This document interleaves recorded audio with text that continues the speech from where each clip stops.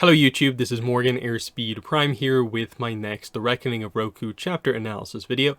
This one's going to be for chapter 27, which is called Infested with Such Decay. Once again, YouTube channel membership is enabled if you want to help support the channel. Just click the join button. Otherwise, subscribing also very much helps. But we are back with Malia and Gatu, of course, because they've now kind of teamed up a little bit. And the idea here is that this is the chapter that sort of takes them from mostly being Malia, still being quite suspicious of this new random air nomad boy that she's just met and is still cautious around too. By the end of the chapter, I think they're much more on kind of better terms, and she's gradually getting towards the point where she kind of trusts him and kind of likes him a little bit. So that's what we're kind of doing here. So, the early sections of this are basically just, Gatu speaks a lot, Malia doesn't speak basically at all, and he's just going on and on about everything that's happened, the fight with Roku, why they're on the island in the first place, how they got here, but obviously the idea that he and Roku had been getting on pretty well, but now they've kind of separated, that kind of whole idea. He does include in this the idea that the Western Kingdom Trading Company is here searching for a rare type of rock. So she's now aware of that kind of part of it. And we basically just catch up with the idea of, and shortly after, kind of, Owen goes back to his boat, Gatu goes to try and find Roku, and that's effectively where he found Malia and how those two kind of met up. So then we get to the idea of, I had troubles with my airbending. That's the whole reason I went with Roku in the first place. And Malia asks, why do you think it is that being around Roku kind of allows your airbending to kind of return?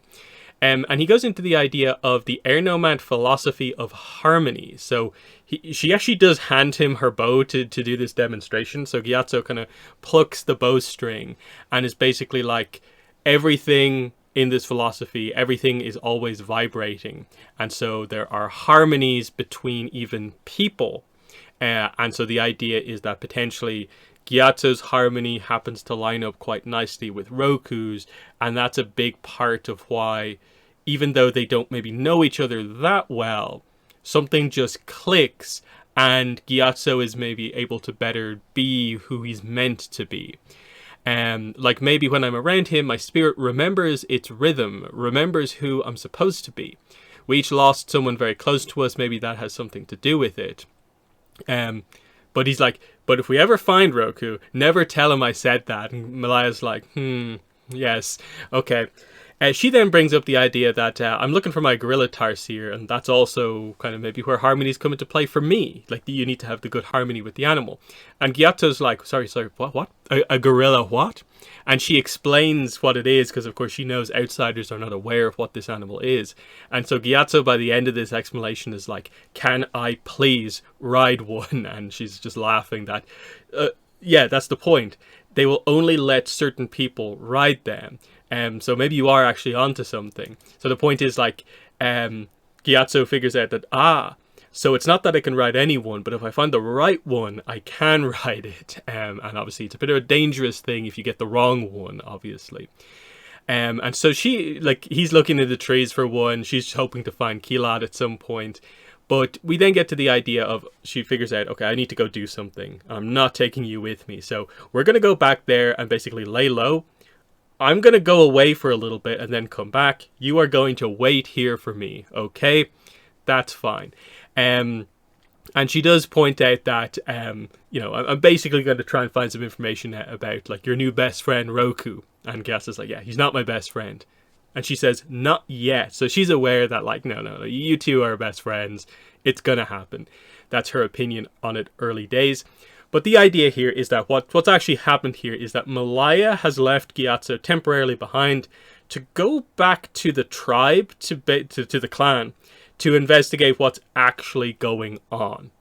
So she kind of does this, to make sure that Gatu, of course, doesn't interact with the rest of the clan. But anyway, we do a cut at this point. She arrives back to Gatu, and basically, she gives him some food. He asks, like, hey, any sign of the Earthbenders or Roku? Nothing. And we do get, from her perspective, the idea that it is a bit of a surprise that Yu Ming and Chija and the others we're heading in this direction, so they should have got to this point. We should have heard something about them, but it's weird that they haven't heard anything yet. Have they been ambushed? Don't really know what to make of that overall. It's also noted here, she didn't see Ulo while she was back at the clan, but she had heard lots of details about this because, of course, the fog has been down for a little bit.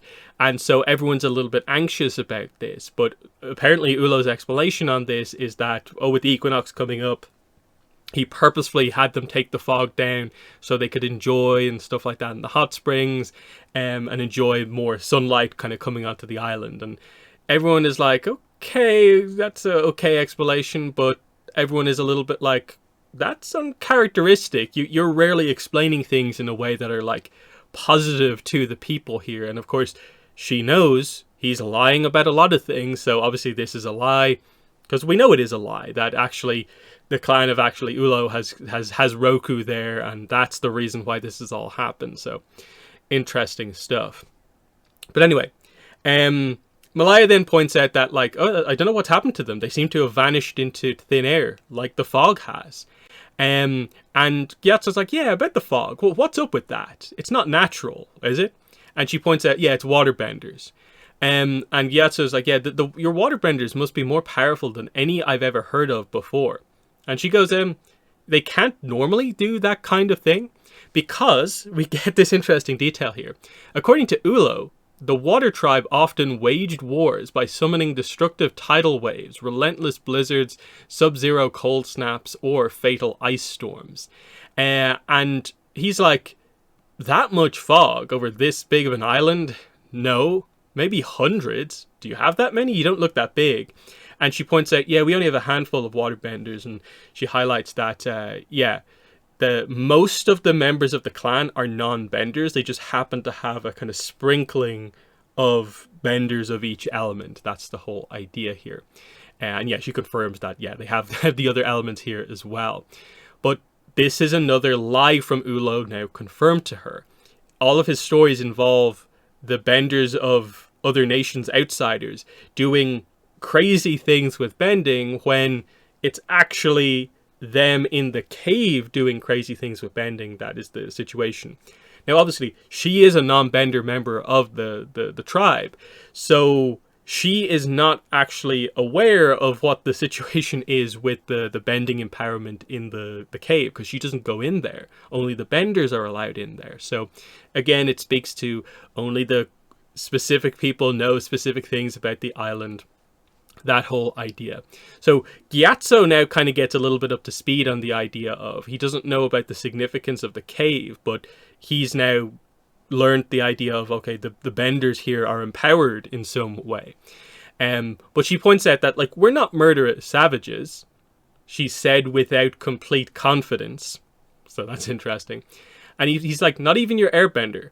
That's not something any air nomad would do, but I suppose it's possible if you were raised by people who didn't know our ways. And so that's just an interesting point of, like, Gyatso has been accused of doing this stuff, but then there is actually an airbender who is attacking people and being quite violent, which he's never really experienced before. And this is where Malia does kind of give Gyatso the info of, oh yeah, like, me and Amihan are the clan scouts. I didn't know until recently that part of our duties were meant to include killing outsiders. And Gyatso figures it out of, like, you refused, and that's why your chief won't be happy to see you. And I'm like, yeah, okay, so finally we're getting up to speed. She's opening up a little bit more. This is good. But he does say, yeah, okay, she gives him a little bit of a recap on sort of what's gone on, her being incapacitated by Yuming and Kijia. And Gyatso points out that, yeah, that doesn't surprise me. After all, they work for the Western Kingdom Trading Company. He said the last part with an uncharacteristic resentfulness. So another instance of Gyatso talking about this specific company where he acts differently than he usually does. So what's going on here? How does he know this company? What's his kind of deal with them? But he points out, yeah, you made the right decision, though. They don't deserve to die.